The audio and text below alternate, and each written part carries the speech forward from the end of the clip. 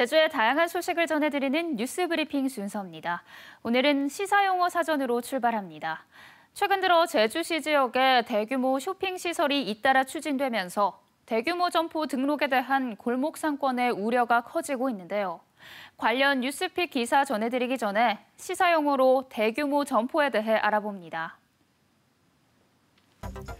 대규모 점포란 유통산업발전법에 따라 하나 또는 둘 이상의 연접된 건물 안에 하나 또는 여러 개로 나누어 설치되는 매장으로 판매 면적만 3,000제곱미터 이상인 사업장에 해당됩니다. 대규모 점포의 종류는 대형마트와 백화점, 복합 쇼핑몰 등인데요. 대규모 점포의 경우 유통산업발전법에 근거해 점포의 위치가 전통 상업 보존구역에 있을 땐 영업시간과 운영, 점포 등록이 제한될 수 있습니다. 여기에 전통 상업 보존구역이란 전통시장과 상점가의 경계로부터 1km 이내 범위에서 지정되는데요. 제주시의 경우 5일장과 전통시장 중심 반경으로 22곳이 지정돼 있습니다.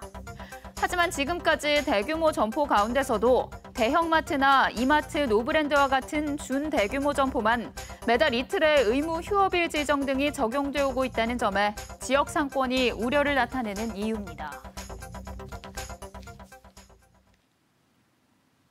이어서 제주 지역에서 오늘 보도한 뉴스 가운데 주목할 만한 기사를 소개해드리는 뉴스픽 순서입니다. 오늘 저희가 살펴본 기사는 재민일보 이은지 기자의 대규모 쇼핑시설 러쉬, 골목 상권 긴장입니다. 제주시에서는 제주시 연동에 위치한 제주 드림타워와 내년 초 조성 예정인 복합 쇼핑몰 9몰을 대상으로 대규모 점포 등록이 검토되고 있는데요. 드림타워는 연면적 30만여 제곱미터에 호텔과 카지노, 뷔페, 패션 디자인몰 등을 갖췄고 9몰은 18,000여 제곱미터에 영화관과 임의용, 음식점 등을 조성한다는 계획입니다. 앞서 신화월드 대규모 프리미엄 전문점 설치에 반발해온 지역 내 소상공인들은 이들 사업의 대규모 점포 등록 여부에 촉각을 곤두세우고 있습니다. 하지만 대규모 점포로 등록되더라도 실제 영업 규제 대상에서 제외될 것으로 보여 적지 않은 반발이 예상되는데요. 제주도 소상공인연합회 측은 코로나19 장기화로 생존을 위협받는 지역 소상공인들은 대규모 등록 점포 허가부터 강경하게 반대하고 있다며 대규모 점포로 등록돼도 영업 규제가 제대로 이루어지지 않는다는 건 소상공인들을 거리로 내모는 행위나 다름없다고 반발하고 있습니다. 코로나19에다 대규모 쇼핑시설에 따라 술렁이고 있는 골목 상권의 분위기를 다룬 재민일보 이은지 기자의 보도를 오늘의 뉴스픽으로 전해드렸습니다. 계속해서 주요 단신 전해드립니다. 국민의힘 제주도당은 당사에서 기자회견을 열고 제2공항 건설을 정상 추진해야 한다고 밝혔습니다. 국민의힘 도당은 입지 예정지 거리와 비례해 찬반 비율이 분포하는 등 여론조사 통계 수치만을 근거로 입지 예정지를 변경할 수 없다며 세대 간 갈등과 환경 포화, 지역 발전 기대 등 갈등을 해소하면서 이 공항을 추진해야 한다고 주장했습니다.